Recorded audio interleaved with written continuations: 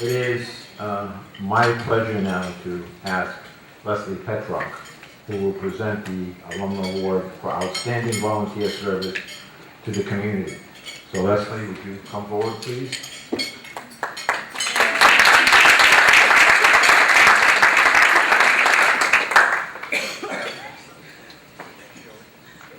Good evening. My name is Lesa Patrock, and I am here to present the award to my mother, Lesa Patrock. Ever since I can remember, my mother has always been interested in helping out the less fortunate. And growing up, I have seen her work with so many organizations. The two programs that resonate in my mind are ACES and the Y.O.U program. The Y.O.U program is Adopt a Child for Christmas. My mom was involved in a program called ACES, which was designed to help African American refugees learn English here in Worcester. Every time she went there, she came home with some kind of story about the children and their lives in Africa.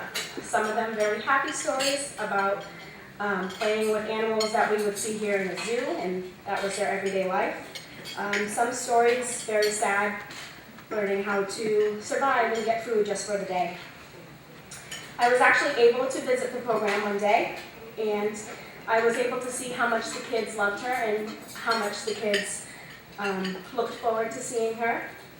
And I was also able to see how much she loved the kids. When I was there, it reminded me of the scene out of the movie The King and I, where Anna, the school teacher, had all the children sitting around her, and the children were just soaking up every word that she would say. The next program I'm going to talk to you about is what I think my mom is most proud of. It's called the Y.O.U Adopt a Child for Christmas, and it happens to be my favorite program. Y.O.U is a program that helps foster children and give them a Christmas every year. The idea of the program is to have people adopt a child for Christmas. Y.O.U sends my mother a list of children and 3 presents that they have asked for. Some of them games, some of them Game Boys. A lot of them things that we take for granted, like socks, shirts, shoes, and t-shirts.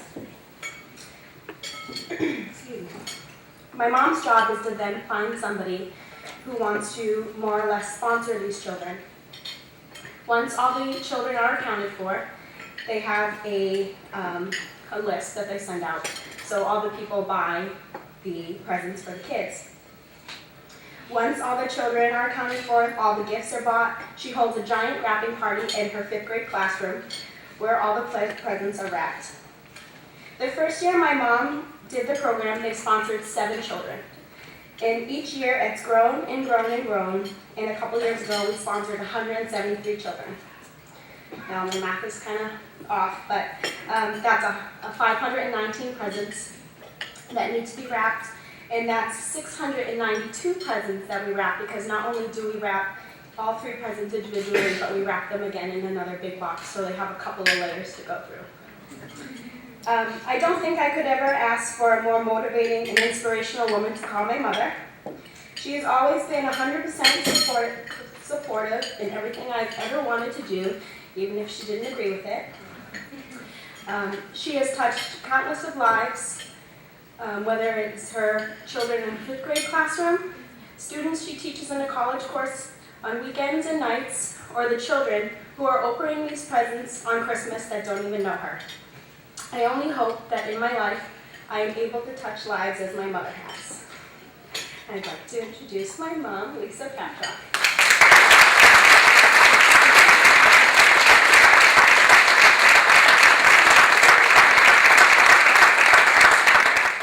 Nothing to say because she just said it. Wow, that was phenomenal. Thank you. I want to thank President Maloney. It was very nice to meet you and your wife this evening as well. And thank you to everybody that came, and congratulations to the 4 other alumni that are distinguished and do fabulous things out there in the real world. Somebody called ahead and talked to my family because they gave me a limited amount of time to speak. So, I'm a teacher. First and foremost, I am an educator. And that's what I like to do. I educate at Dudley Middle School. Monday through Friday, I teach my 5th grade kids. I do teach as an adjunct at Becker and at Quinebaug Community College as well. So I go from, the 10 and 11-year-olds to this age, and to those graduate students, they're all the same.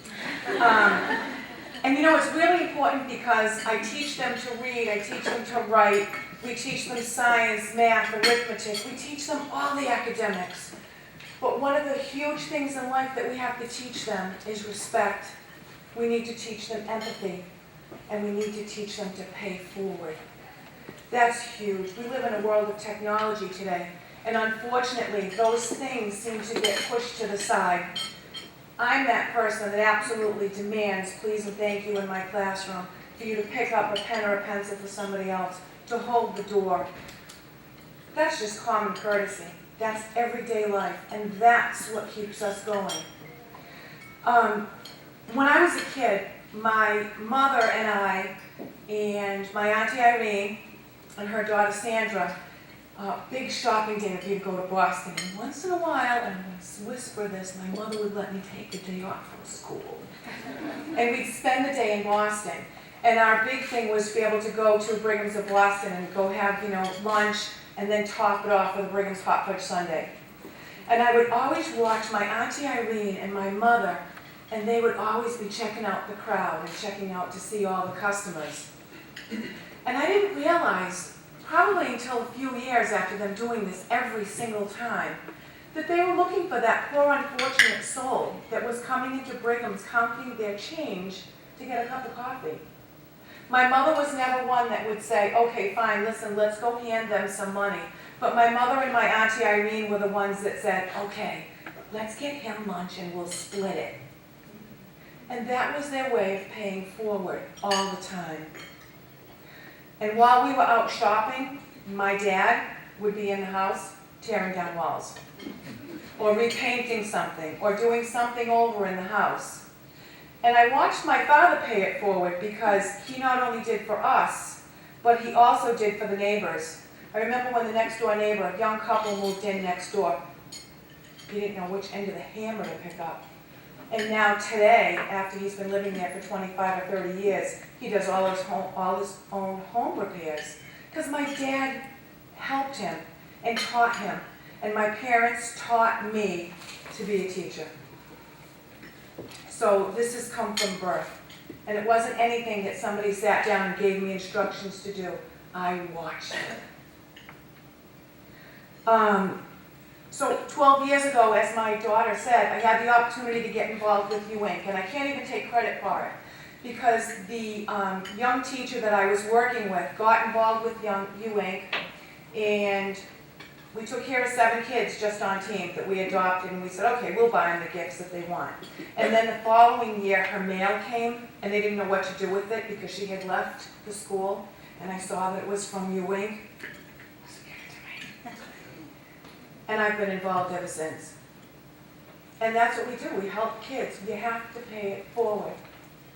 So now in 2013, every October we start getting ready and we turn our classrooms upstairs in the 5th grade wing of Dudley Middle School into Santa's workshop.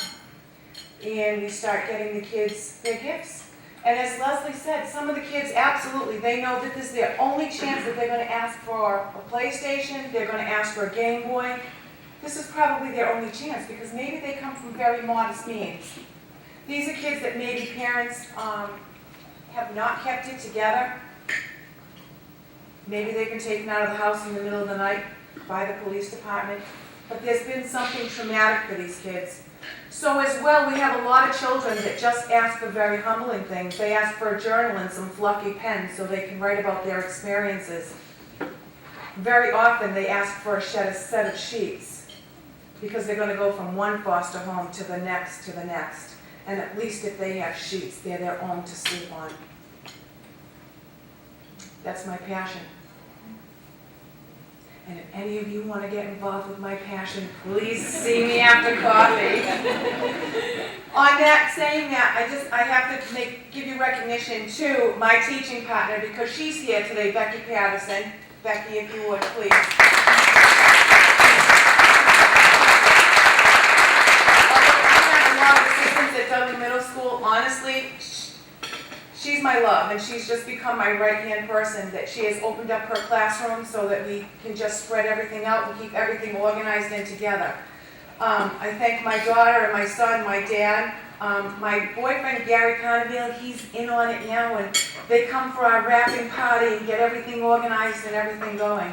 Every person that's here has some point helped us out, either by buying things for a kid or coming to the wrapping party or just getting involved some way. I just want to tell you quickly one other thing, and then I promise I'll leave. I did have a parent, and I had her daughter in the 5th grade, and her name was Carly. And Carly was on the cheering squad. I don't know, somewhere out, in the real world. And Carly's mother said, I'm going to get everybody involved on the cheering squad. And she did, and they adopted 20 kids. That's seriously like a pretty big expense. So she wasn't my child, and she wasn't my student anymore after 5th grade. But Carly is now turning 17, and the mother has stayed with the program with me. And this past year, her mother provided for 17 kids. Last year, she provided for 16. The year before, she provided for 15. Carly's an only child, and her mother said, boy, if I can't do this and I can't just spread the wealth and pay it forward, that she's so grateful for her child. So hopefully now, this coming year, she'll be 18. Yes, she'll take 18 kids. And that's it, and that's my whole situation. And please, amongst yourselves and your family, show respect, show empathy, and pay forward. It's those just the everyday things of life. And thank you to my daughter, and thank you to all of you, and congratulations, and have a fabulous night.